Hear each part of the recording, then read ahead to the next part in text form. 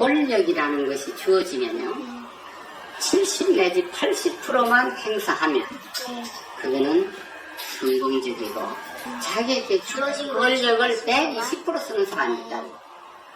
그건 남용이죠. 그걸 사사로이 쓰든가 어떻게 하든지 권력을 엔조이하면서 그 권력을 120% 쓰면 그건 재앙이 닥쳐요. 권력 남용? 그건 있을 수 없다는 어떤 분의 2005년 말씀. 국민은 또 편가르는 걸 원하지 않는다는 것도 알았습니다. 국민을 편가른다는 건 사실 국민을 왕따시키는 것과 다르지 않기 때문입니다. 편가르기 문화는 안 된다는 어떤 분의 2012년 말씀. 근데 이 말씀은 누가 했을까? 음성 편조를 풀어보면 권력이라는 것이 주어지면요, 70 내지 80%만 행사하면 그거는 성공적이고, 자기에게 주어진 권력을 120% 쓰는 사람이 있다고. 그건 남용이죠. 그걸 사사로이 쓰든가 어떻게 하든지 권력을 엔조이하면서 그 권력을 120% 쓰면 그건 재앙이 닥쳐요. 블랙리스트를 설계한 의혹으로 직권남용 논란에 휘말린 김기춘 전 대통령 비서실장. 국민은 또 편가르는 걸 원하지 않는다는 것도 알았습니다. 국민을 편가른다는 건 사실 국민을 왕따시키는 것과 다르지 않기 때문입니다. 블랙리스트를 작성한 의혹으로 국가 공동체를 편가르고 정권 비판적인 국민을 왕따시켰다. 이 논란에 휘말린 조윤선 문화체육관광부 장관. 그 둘이 블랙리스트 논란이 불거진 뒤 얼마 안 돼서 국회에서 했던 말. 문화예술도 사실 교육문화수석의 소관인데 민정수석 그게 적혀 있습니다만은 뭐 블랙리스트니 뭐 좌파를 어떻게 해라, 전 그런 얘기 한 일이 없습니다. 그 의원님 말씀하신 대로 이 예술인의 비판을 할 수 있는 그런 자유는 반드시 보장이 돼야 되고, 제가 그런 이 증거가 있거나 아니면 그런 사실이 있다는 그런 보고는 받지 못했습니다. 이 예술 분야의 예술인들이 어떤 생각과 입장에 의해서 양분되거나 이렇게 분열되거나 하는 것은 저는 지극히 바람직하지 않다고 생각을 하고, 그들은 표리부동한 것일까? 아니면 블랙리스트와 자신은 무관하다는 사실 그대로를 말한 것일까? 문학의 블랙리스트 의혹의 정점으로 지목됐던 김기춘 전 청와대 비서실장과 조윤선 문화체육부 장관이 모두 구속됐습니다. 특검의 블랙리스트 수사가 박근혜 대통령의 턱밑까지 도달한 셈입니다. 반기문 전 유엔 사무총장의 대통령 피선거권 논란과 관련해 생애 통틀어 5년 이상 국내에 거주했으므로 문제가 없다는 중앙선거관리위원회의 유권 해석이 나왔는데요.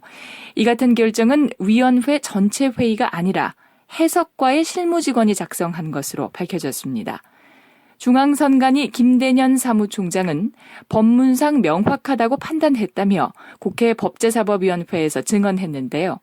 또한 이명행 중앙선관위 대변인도 유권 해석은 위원회 법제국의 해석과 직원이 했다고 밝혔습니다. 김대년 사무총장이나 유권 해석을 한 해석과 직원은 모두 법률가가 아니어서 논란이 커질 전망입니다. 한겨레 보도였습니다. 계속해서 한겨레 보도입니다. 헌법학계 중진 교수들은 반기문 전 유엔 사무총장이 최근 5년간 국내 거주라는 대통령 피선거권의 요건을 충족시키지 못해 출마 자격이 없다고 밝혔습니다. 또한 유선호 전 의원은 1997년 선거법에 5년 거주 조항이 신설될 때 야당 간사로 참여했던 인물인데요. 유선호 전 의원은 이 조항이 선거일부터 역산해서 최소 5년간 국내에 거주해야 한다는 취지로 만든 것이라고 설명했습니다. 법률가들 역시 중앙선관위에는 최고 해석권이나 최종 해석권이 없다고 설명하고 있습니다. 새누리당 충청권 의원 가운데 일부가 설 연휴 전 탈당을 추진하고 있습니다. 반기문 전 유엔 사무총장이 귀국했지만 컨벤션 효과가 없자 탈당으로 힘을 실어주기 위해서인데요. 한 충청권 의원은 충청권과 수도권 의원 10여 명 정도가 탈당을 논의하고 있다며 설 연휴가 시작되기 전에 탈당할 수 있다고 밝혔습니다. 또한 이에 동참하는 의원 수가 20명을 넘게 되면 신당 창당도 추진할 수 있다고 덧붙였습니다. 중앙일보 보도였습니다. 반기문 전 유엔 사무총장이 동생 기상 씨와 조카 주현 씨의 국제범죄 의혹으로 대선 행보에 발목이 잡히고 있습니다. 반기상 씨 부자에 대한 미국 연방법원 재판이 속도를 내고 있으며 미 법무부는 반기상 씨를 체포해달라고 우리 정부에 사법 공조 요청까지 한 상태입니다. 미국 뉴욕 연방검찰은 경남 기업의 초고층 빌딩 랜드마크 71을 매각하는 과정에서 중개를 맡은 반기상 씨 부자의 범죄 혐의를 포착했는데요. 이에 대해 반기문 전 총장 측은 전혀 아는 바가 없다는 입장을 내놨습니다. 하지만 미국 연방검찰은 반기상 씨 부자가 경남 기업으로부터 돈을 받아내는 과정에서 가족의 명성을 이용하려 했다고 적시했습니다. 국민일보 보도였습니다. 화해치유재단은 2015년 한일 위안부 합의에 따라 만들어졌는데요. 현재 화해치유재단은 위안부 피해자 생존 할머니 46명에게 일본 측 위로금 1억 원을 지급하는 사업을 진행하고 있습니다. 그러나 시민활동가들의 말에 따르면 일본 측 위로금이 본인 동의가 없고 의사표현이 불가능한 할머니들에게까지 무리하게 지급되고 있다고 합니다. 현재 알츠하이머를 앓고 있는 한 위안부 피해자 할머니에게도 1억 원이 지급됐지만 이는 지인이 재단 관계자들이 방문할 것을 대비해 끄덕끄덕하도록 가르쳤다는 증언이 나온 것입니다. 또한 김복득 할머니는 치매 증세를 앓고 있고 본인의 동의가 없었는데도 조카 부부가 돈을 받았다고 통영거제 시민 모임이 폭로했습니다. 김복득 할머니는 재단에 돈을 돌려주겠다며 울면서 말하셨다고 합니다. 한국일보 보도였습니다. 지난 14일 항공편으로 수입된 미국산 계란 270만여 개가 서울과 수도권 매장에서 판매되기 시작했습니다. 하지만 일부 계란의 유통기한이 45일에 달하는 것으로 드러나 소비자 불안이 커지고 있는데요. 또한 이들 계란의 유통기한은 수입업체마다 제각각이어서 가공란을 수입하는 업체의 유통기한은 무려 60일이나 됐습니다. 이번 기회에 계란의 유통기한을 30일 안팎으로 법제화해 위생 안전성을 높여야 한다는 게 전문가들의 목소리입니다. 한국일보 보도였습니다. 권력이라는 것이 주어지면요. 70 내지 80%만 행사하면 그거는 성공적이고 자기에게 주어진 권력을 120% 쓰는 사람이 있다고. 그건 남용이죠. 그걸 사사로이 쓰든가 어떻게 하든지 권력을 엔조이하면서 그 권력을 120% 쓰면 그건 재앙이 닥쳐요. 권력 남용? 그건 있을 수 없다는 어떤 분의 2005년 말씀. 국민은 또 편가르는 걸 원하지 않는다는 것도 알았습니다.